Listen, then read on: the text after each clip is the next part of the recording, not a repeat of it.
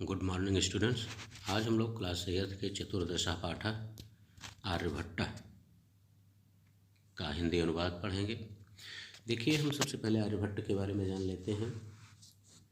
आर्यभट्ट जो हैं वो एक वैज्ञानिक थे। इन्होंने दशमलव पद्धति को खोजा और दशमलव पद्धति का आविष्कार करके गणित को एक नई दिशा प्रदान की। इन्होंने गणित की गणना के द्वारा ही आकाशीय पिंडों की गति का भी अध्ययन किया और गणितीय गणना के द्वारा आकाशीय पिंडों की गति का अध्ययन करने वाले ये प्रथम आचार्य थे। और इस पाठ में आर्यभट्ट के इन्हीं विद्वता का या उनके द्वारा किए गए आविष्कार का ही वर्णन किया गया है। तो आइए हम देखते हैं इस पाठ का हिंदी अनुवाद। पूर्व दिशायाम उदेति सूर्य पश्चिम दिशायाम च अस्तम गच्छति इति दृश्यते ही लोके। सूर्य पूर्व दिशायाम उदेति, सूर्य पूर्व दिशा में उदित होता है। च पश्चिम दिशायाम अस्तम गच्छति, च और पश्चिम दिशा में अस्तम गच्छति माने अस्त हो जाता है। इति दृश्यते लोके, ऐसा संसार में दिखाई देता है। चूँकि हम भी देखते हैं सूर्य पूर्व दिशा में निकलता है और पश्चिम दिशा में अस्त हो जाता है। परम न अनेन अवबोध्यम अस्ति यत् सूर्यो गतिशील अस्ति इति। परम न अनेन अवबोध्यम अस्ति, परम लेकिन, न माने नहीं, अनेन अवबोध्यम अस्ति माने यह जानने योग्य है। यत् सूर्यो गतिशील इति, यत् कि सूर्य गतिशील है, परंतु यह जानने योग्य है कि क्या सूर्य गतिशील है, अर्थात सूर्य चलता है पूर्व से पश्चिम तक। सूर्यो अचलः पृथ्वी च चला यह स्वकीये अच्छे घूर्णित इति सांप्रतम सुस्थापितः सिद्धांतः। सूर्यो अचला, लेकिन सूर्य अचल है, अर्थात वह चलता नहीं है, गतिहीन है। च पृथ्वी चला, और पृथ्वी चला है, अर्थात गतिशील है, यानी सूर्य गतिहीन है और पृथ्वी गतिशील है। या स्वकीय अच्छे घूर्णित, या मीन्स जो स्वकीय अच्छे, स्वकीय माने अपने, अच्छ माने धुरी पर, जो अपनी धुरी पर घूमती है। इति सांप्रतम सुस्थापिता सिद्धांत, इस तरह का सिद्धांत स्थापित किया गया है या बताया गया है। सूर्य अचल है यानी गतिहीन है, पृथ्वी चलायमान है, गतिशील है, वह अपने अक्ष पर घूमती है। यह सिद्धांत भलीभांति स्थापित किया गया है। सिद्धांतो अयम प्राथम्येन येन प्रवर्तितः सः आसीत् महान गणितज्ञः ज्योतिर्विद आर्यभट्टः। सिद्धांतो अयम सिद्धांत, इस सिद्धांत को येन प्राथम्येन प्रवर्तितः, येन मीन्स जिसने, प्राथम्येन माने सर्वप्रथम, प्रवर्तितः माने परिवर्तित किया था, अर्थात बताया था या खोजा था। इस सिद्धांत को सर्वप्रथम जिसने बताया था, सः आसीत् महान गणितज्ञ। सः मीन्स वह, आसीत् मीन्स थे, महान माने सब बड़े, गणितज्ञ माने गणित के जानकार या गणितज्ञ, च ज्योतिर्विज और ज्योतिषी आर्यभट्ट। वह महान गणितज्ञ और ज्योतिर्विद आर्यभट्ट थे। पृथ्वी स्थिरा वर्तते इति परंपरा प्रचलिता रूढ़ी तेन प्रत्यादिशा। पृथ्वी स्थिरा वर्तते, पृथ्वी स्थिर है, अर्थात पृथ्वी गति नहीं करती। इति परंपरा प्रचलिता रूढ़ी, परंपरा से प्रचलित इस रूढ़ी का तेन प्रत्यादिष्टा, उन्होंने खंडन किया। क्योंकि हम लोग यही जानते थे कि पृथ्वी स्थिर है, सूर्य चलता है, जबकि आर्यभट्ट ने बताया कि सूर्य स्थिर है बल्कि पृथ्वी अपने अक्ष पर घूमती रहती है। तेन उदाहृतम यद गतिशीलायाम नौकायाम उपविष्टः मानवः नौकाम स्थिराम अनुभवति अन्यान च पदार्थान गतिशीलान अवगच्छति। उन्होंने उदाहरण दिया, तेन उदाहृतम, उन्होंने उदाहरण देके यह बताया भी कि यद गतिशीलायाम नौकायाम उपविष्टः मानवा, जैसे किसी गतिशील नौका में बैठा हुआ मनुष्य नौकाम स्थिराम अनुभवति, नाव को स्थिर अनुभव करता है।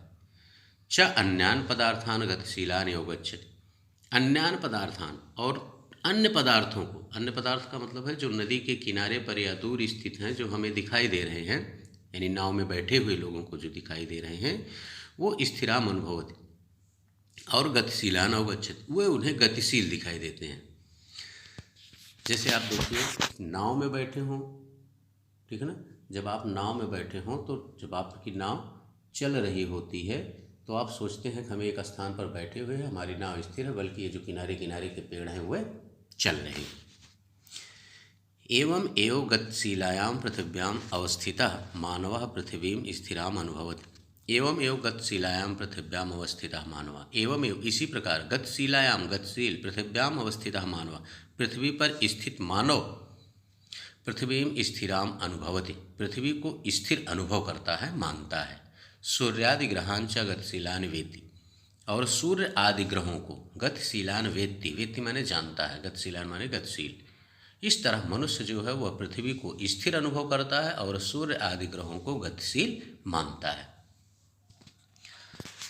476 ख्रीस्ताब्दे आर्यभट्टः जन्म लब्धवान् इति।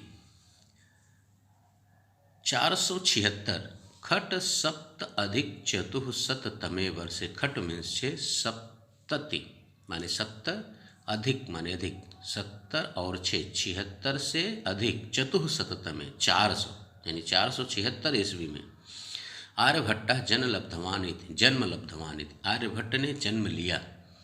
इति तेनैरेव विरचिते आर्यभट्टीयम इत्यस्मिन् ग्रंथे उल्लिखितम्। तेन विरचिते, उनके द्वारा रचित ही आर्यभट्टीयम ग्रंथे उल्लिखितम, आर्यभट्टीय नामक ग्रंथ में ऐसा लिखा गया है। यानी आर्यभट्ट ने एक आर्यभट्टीय नामक ग्रंथ लिखा है, उसमें बताया है कि उनका जन्म 476 ईस्वी में हुआ था। ग्रंथो अयम तेन त्रयोविंशतितमे वयसि विरचिता। फिर कह रहा है अयम ग्रंथा, इस ग्रंथ का मतलब आर्यभट्टीयम नामक ग्रंथ को, तेन उन्होंने, त्रयोविंशतितमे, त्रय माने 3, विंशति माने 20, 20 3 23, वयस विरचिता 23 वर्ष की अवस्था में विरचिता माने लिखा था।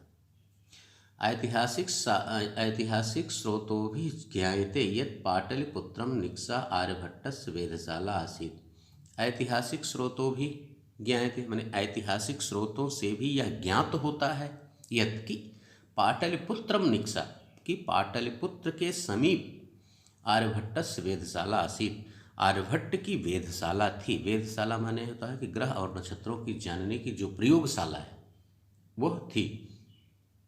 अनेन इदम अनुमीयते यत् तस्य कर्मभूमि पाटलिपुत्रम एव आसीत्। अनेन इदम अनुमीयते, जिससे यह अनुमान लगाया जा सकता है यत् कि तस्य कर्मभूमि, उनकी कर्मभूमि पाटलिपुत्रम एव आसीत्, पाटलिपुत्र ही थी। आर्यभट्टस्य योगदानम गणित ज्योतिषा संबद्धम वर्तते। आर्यभट्ट का योगदान गणित ज्योतिष से संबंधित है।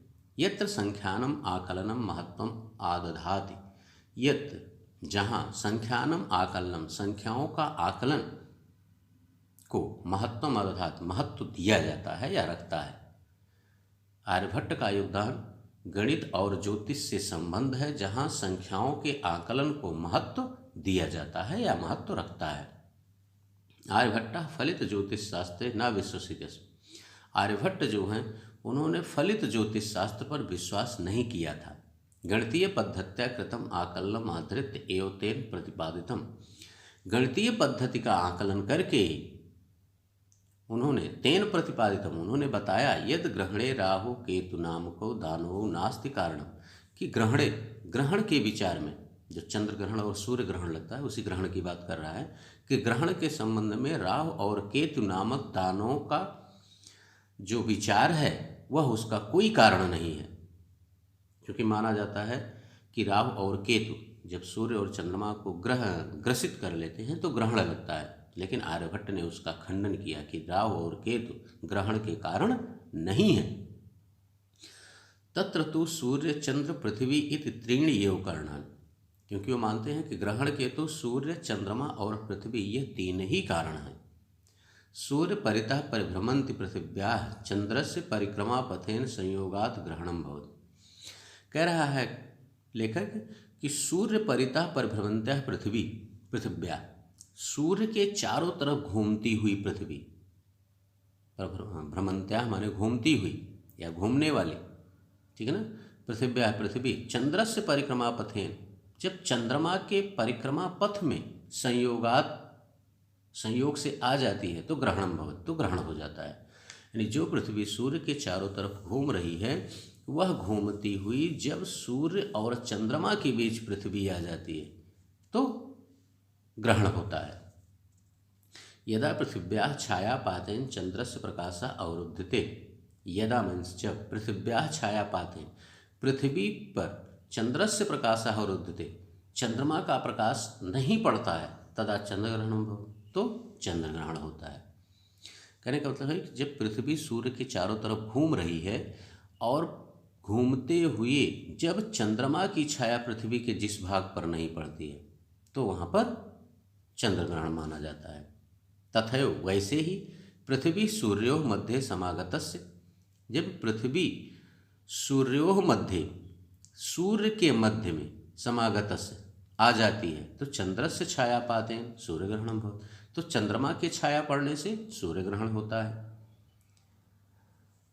समाजे नूतनानां विचाराणां स्वीकार्य प्रायः सामान्य जनः काठिन्यम अनुभवति, समाज में इस नवीन विचारधारा को, नूतनानां विचाराणां, नवीन विचारधारा को समझने में या स्वीकार करने में प्रायः सामान्य व्यक्ति कठिनता का अनुभव करते हैं या कठिनाई का अनुभव करते हैं। भारतीय ज्योतिष शास्त्रे तथैव आर्यभट्टस्यापि विरोधा भवति, भारतीय ज्योतिष शास्त्र में भी उसी प्रकार से आर्यभट्ट का विरोध हुआ।